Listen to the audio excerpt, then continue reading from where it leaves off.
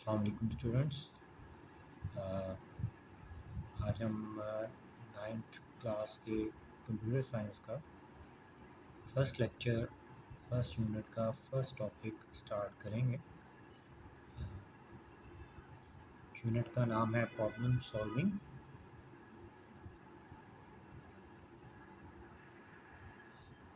जो कि टोटल हमारे 6 टॉपिक्स पे मुश्तमिल है।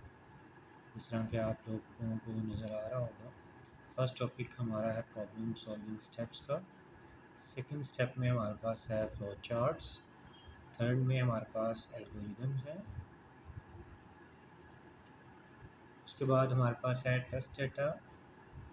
देन हमारे पास है वेरिफिकेशन एंड वैलिडेशन। और टॉपिक नंबर 6 जो है वो है identification and correction of errors. तो मेन ये 6 टॉपिक्स हैं इसके। इन टॉपिक्स को बारी बारी करके डिस्कस करेंगे हम। जो आज का हमारा पहला टॉपिक है वो है प्रॉब्लम सॉल्विंग स्टेप्स, जिसके अंदर हम कुछ पॉइंट्स पढ़ेंगे। सबसे पहले इसमें हम देखेंगे कि प्रॉब्लम होती क्या है, प्रॉब्लम को डिफ़ाइन कैसे करते हैं, कि डिफ़ाइनिंग अ प्रॉब्लम।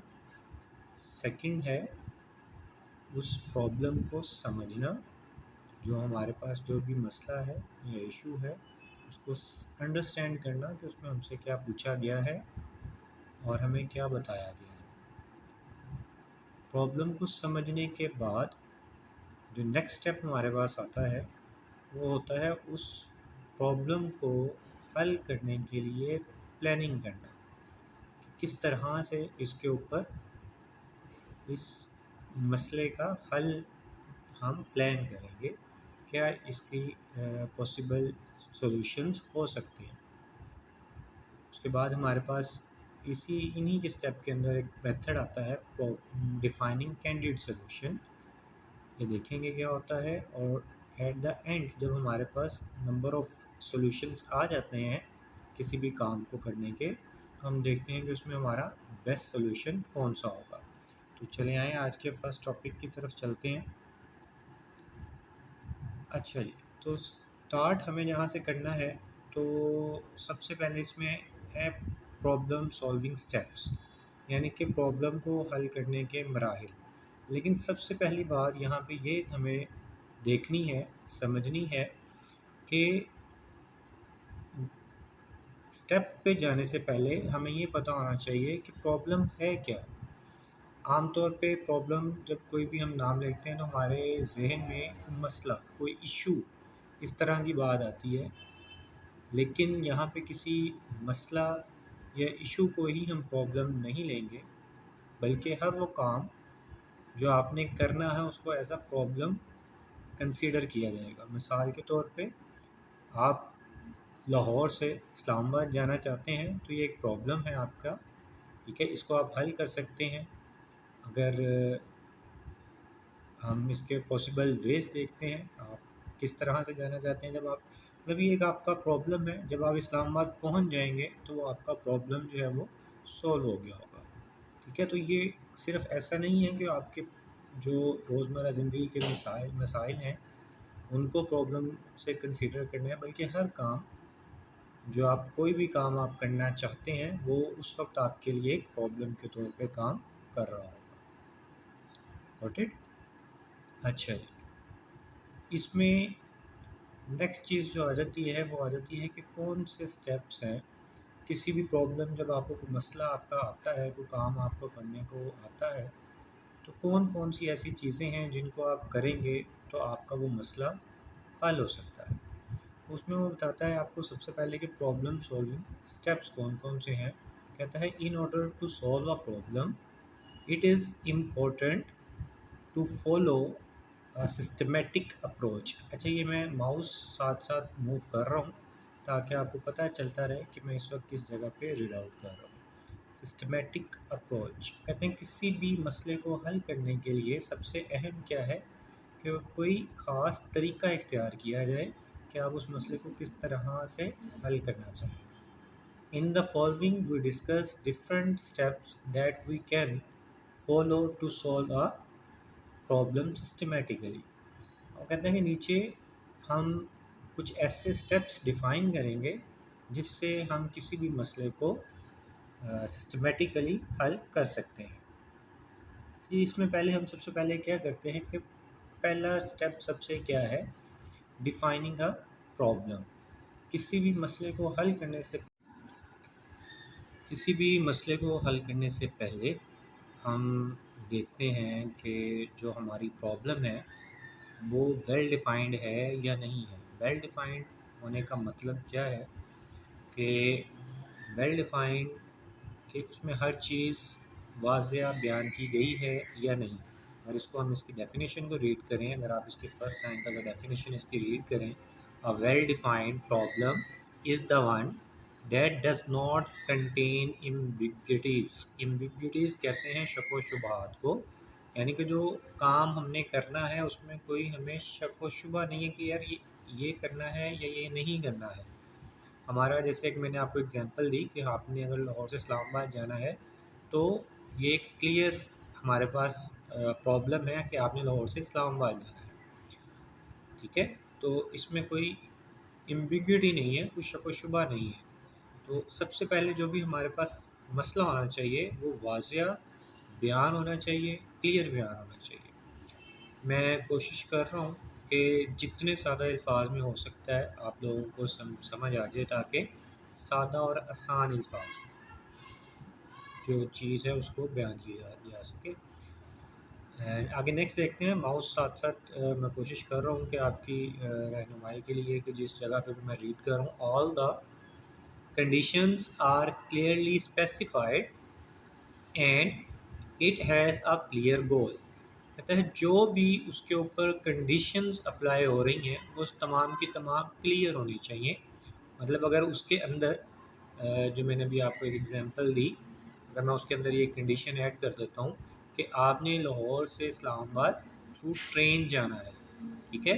तो या अगर ये मैंने उसमें मेंशन ना किया हो, लेकिन सिर्फ सपोज़ की हद तक मैं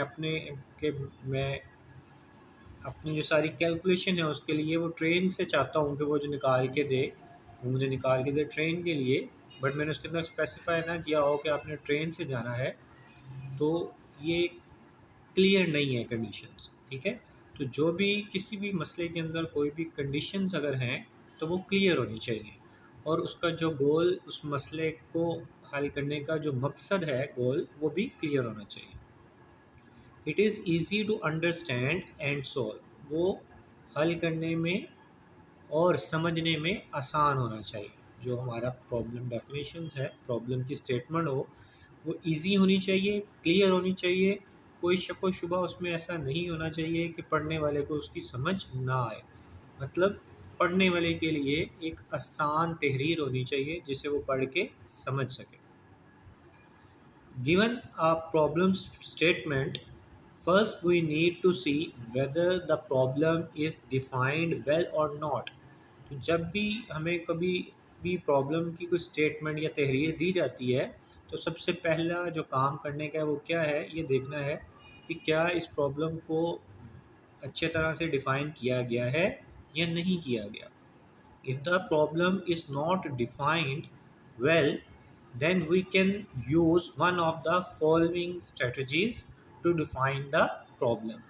अगर प्रॉब्लम को अच्छी तरह से डिफ़ाइन नहीं किया गया, तो उसने नीचे हमें कुछ स्टेप्स दिए हैं जिनकी मदद से हम उस प्रॉब्लम को अपने लिए मज़ीद आसान, समझना आसान बना सकते हैं। उसमें जो पहला स्टेप है, सबसे पहला जो हमारे पास स्ट्रेटजी है फर्स्ट, वो है गेन बैकग्राउंड नॉलेज। गेन हासिल करने को कहते हैं। बैकग्राउंड जो मतलब उसके जो बात हमें या जो मसला है उसके पहले से क्या हमारे पास चीज़ें चल रही थी, तो उसका बैकग्राउंड क्या है, उसका बैकअप क्या है, ये चीज़ें हमें पता हो तो ज़रा हमारे लिए उसका समझना उस मसले को ज़रा आसान हो जाता है। वो इसमें क्या कहता है, we try to know the situation and circumstance. हम हालात और वाक़यात को देखते हैं, in which the problem is happening, जिन हालातों वाक़यात के अंदर हमें वो मसला आ रहा है, ठीक है? तो in this way we can identify the given state, उससे हम उस मसले की मौजूदा सूरत हाल का अंदाज़ा लगा सकते हैं। ठीक है। It also help to know what a good solution will look like, और हमें ये भी आइडिया देता है कि जो अच्छा सोल्यूशन है वो किस तरह का होगा। How we shall be able to measure the solution, या हम सोल्यूशन को किस तरह से मैयर कर सकते हैं, माप सकते हैं। अब देखें, जब भी आपको कोई भी किसी को मसला आता है या आप किसी मसले को आपको कोई प्रॉब्लम आती है, कोई काम आता है, तो अगर वो आपको क्लियर कट उसकी स्टेटमेंट पढ़ के समझ ना आ रहा हो, तो आप उसके बैकग्राउंड के मतलब जानने की कोशिश करते हैं, ताकि आपको वो इशू क्लियर हो सके कि ये मसला किस वजह से आ सकता है। ठीक है। अगर सेकंड स्ट्रेटजी की अगर हम बात करें, तो सेकंड स्ट्रेटजी ये आमतौर पे हम लगाते हैं, यूज़ गैसेस, या अगर आम अल्फाज में इसको कहूँ तो तुक्का लगाना।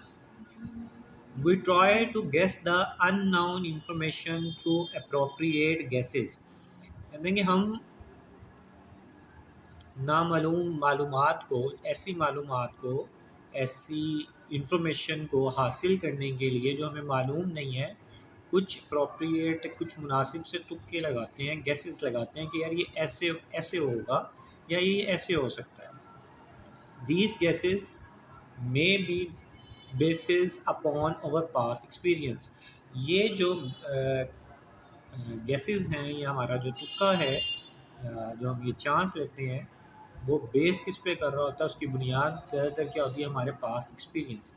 इसकी अगर मैं आपको एक एग्जांपल दूँ, आप कोई मोटर बाइक अगर चलाते हैं और आपको अक्सर, आपको जब वो आप स्टार्ट करते हैं तो वो स्टार्ट नहीं होती है, देर से स्टार्ट होती है, ये कहीं चलते चलते अगर रुक जाती है, तो जो डेली का यूज़ करने वाला उस बाइक का यूज़र होता है, उसको आम तौर पे पता होता है कि यार मेरी बाइक के साथ या मेरी कार के साथ क्या इशू आया होगा, कि आया इसका प्लग ठीक नहीं है, तो मैं इसका प्लग खोल के साफ़ कर लूँ कि पहले लास्ट टाइम भी मुझे यही इशू आया था, या इसका मैं ऑयल में बंद कर देता हूँ, जब भी खड़ी करता हूँ तो मैं लेके आया हूँ, शायद मुझे ऑयल ओपन करना याद नहीं रहा, पेट्रोल ओपन करना नहीं याद रहा, या कोई भी और इशू हो सकता है जो हमारे एक्सपीरियंस के ऊपर हम उस पर तुक्का लगाते हैं कि यार ये इशू हो सकता है, अच्छा ये हो सकता है।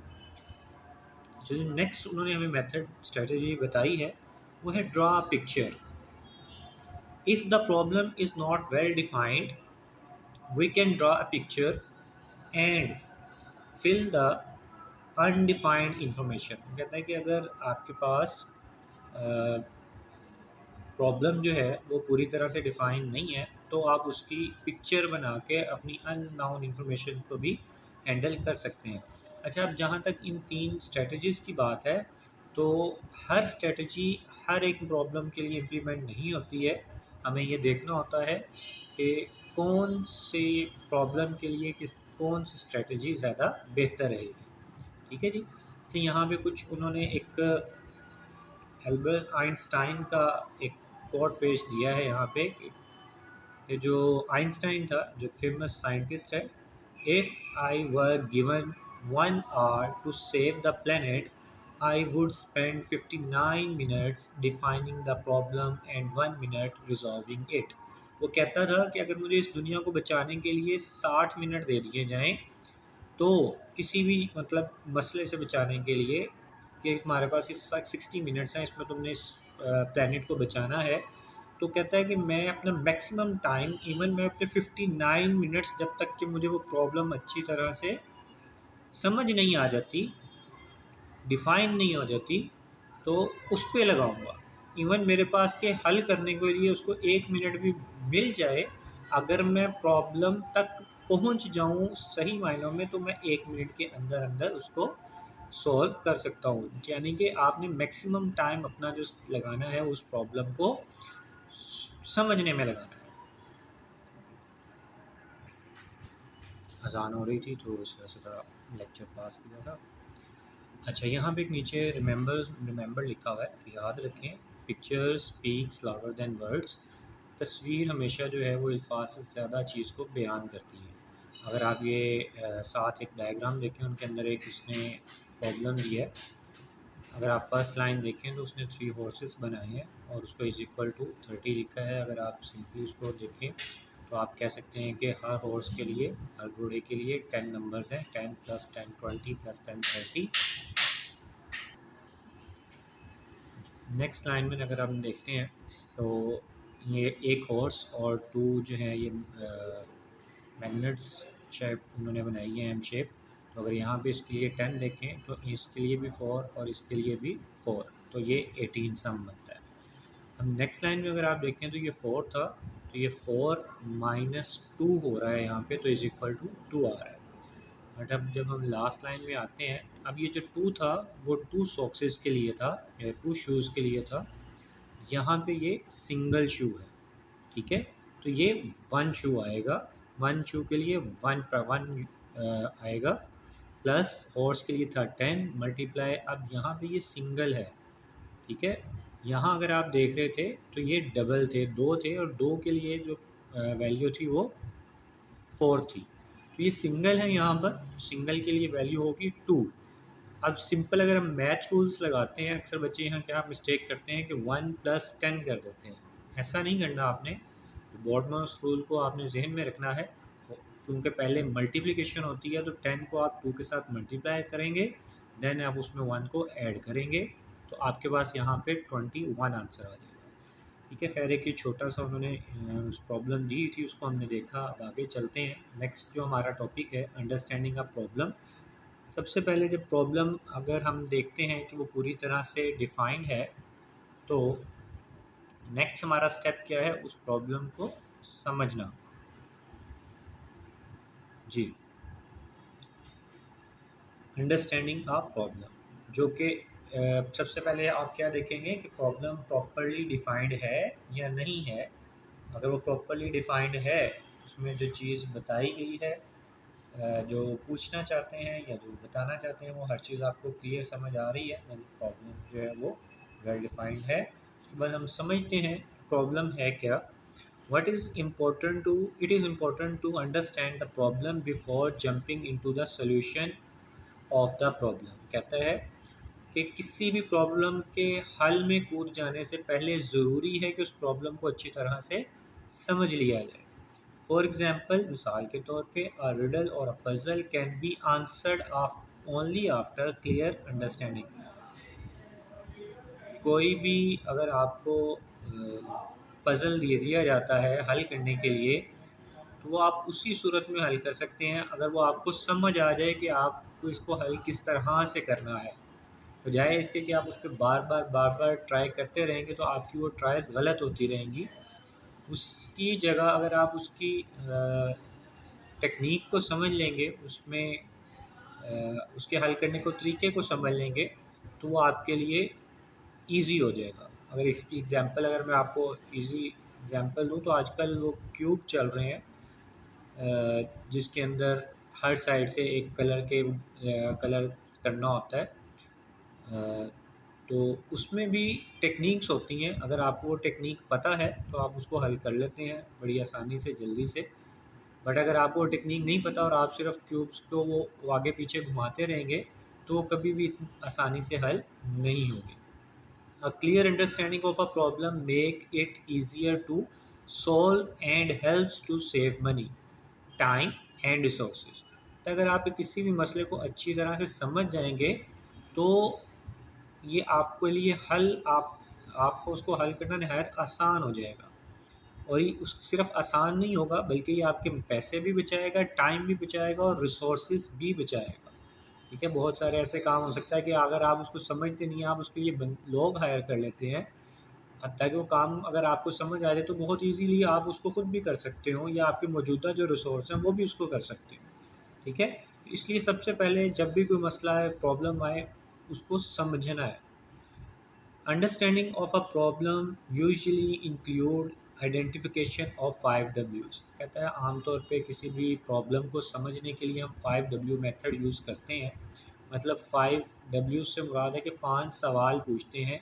वो क्या है? व्हाट क्या है, हु कौन, व्हेन कब, वेयर कहाँ, एंड वाई और क्यों। अगर हमें किसी भी प्रॉब्लम के अंदर इन 5 सवालों के जवाब मिल जाते हैं तो हम काफ़ी हद तक कह सकते हैं कि हमें ये जो प्रॉब्लम हमारी है काफ़ी हद तक हमने इसको अंडरस्टैंड कर लिया है।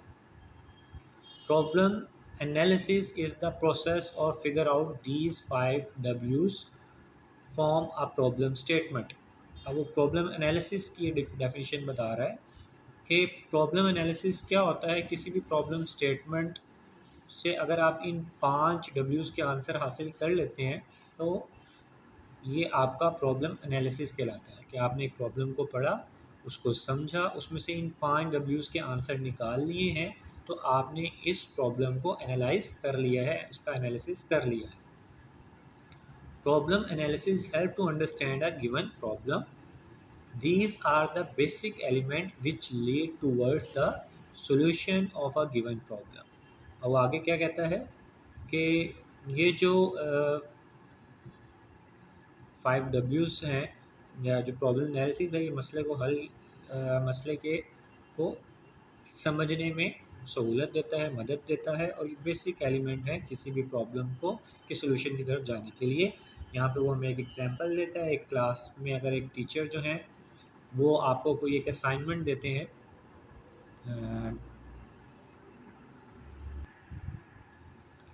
टीचर ने आपको एक असाइनमेंट दी है, कहते हैं suppose your class teacher assign you a task to prepare a list of student in your school whose name start with letter A. आपने अपने स्कूल के ऐसे बच्चों के नाम लिखने हैं, स्टूडेंट्स के, जिनका नाम ए से स्टार्ट होता हो। The list is required in order to prepare alphabetically directory बनाने के लिए हमें इसको यूज़ करना है of all school students and there is only 1 week to complete this task. अब इसमें से हम इन 5 W के अगर आंसर देखें तो पहला वर्ड है क्या, list of students, name starting with letter A. तो हमें क्या करना है, हमें एक लिस्ट बनानी है स्टूडेंट्स की जिनका नाम जो है वो ए से स्टार्ट हो रहा है। सेकंड, हु, कौन करेगा ये काम, तो किसने करना है, स्टूडेंट्स को टीचर ने ये असाइनमेंट दी है तो स्टूडेंट ये काम करेंगे। Why, to prepare the directory of the student, किस लिए कर रहे हैं, क्योंकि हमें डायरेक्टरी बनानी है स्टूडेंट्स की। व्हेन, कितना टाइम है, कब तक करना है, विद इन अ वीक करना है। उसने हमें बताया कि हमें ये काम टास्क जो है 1 हफ्ते में पूरा करना है। वेयर, कहाँ पे करना है, तो यकीनन हमें ये काम अपने स्कूल में करना है। ठीक है, ये 5 आपके पास, सॉरी ऊपर नहीं मैंने किया था तब शायद, ये 5 आपके पास जो W's इनके आंसर हैं। The figure 1-2 shows the metaphorical representation of the problem where the red lights uh, present a problem, the yellow light represents its analysis and the green light presents a solution। ठीक है, it shows that the problem analysis make us closer to the solution. उन्होंने एक example दी है कि problem analysis हमें कैसे solution के करीब लेके जाता है। तो उसने एक ट्रैफिक सिग्नल की उससे कहा है कि जो जब रेड लाइट चलती है तो वो हमारे पास एक प्रॉब्लम है, येलो लाइट में हम उसका एनालिसिस कर रहे हैं और ग्रीन लाइन जो है वो हमारा सोल्यूशन है। ठीक है, तो ये बता रहा है कि एनालिसिस हमें सोल्यूशन के करीब लेकर आती है। तो ये तकरीबन हाफ टॉपिक हमारा कंप्लीट हुआ है। इसके फर्स्ट टॉपिक के सेकंड पार्ट में हम इंशाल्लाह नेक्स्ट जो टॉपिक हैं हमारे 1.1.3 और 1.1.4 इनको कंप्लीट करेंगे तो हमारा फर्स्ट टॉपिक जो है वो कंप्लीट हो जाएगा। तो उम्मीद करता हूँ कि आप सब बच्चों को समझ आएगा। अगर आपको कोई चीज़ समझ में नहीं आती है या किसी में कोई चीज़ मुश्किल पेश आती है तो आप कमेंट्स में या हमारे नंबर पर व्हाट्सएप पे पूछ सकते हैं। उसके अलावा कमेंट्स अपने दोस्त, अगर आपको लेक्चर पसंद आए तो अपने दोस्तों के साथ इसको शेयर कीजिएगा, लाइक कीजिएगा, सब्सक्राइब कीजिएगा हमारे चैनल को भी, और अपने फ्रेंड्स के साथ जहाँ आप पढ़ते हैं दूसरे आपके जो क्लास फेलोज़ हैं एकेडमीज़ के, स्कूल के, उनके साथ शेयर कर सकते हैं। और कमेंट्स में हमें अप्रिशिएट भी कर सकते हैं अगर आपको अच्छा लगे लेक्चर। आज के लिए हमारी तरफ से अल्लाह हाफ़िज़। इंशाल्लाह जल्द दोबारा नए लेक्चर के साथ फिर आएंगे।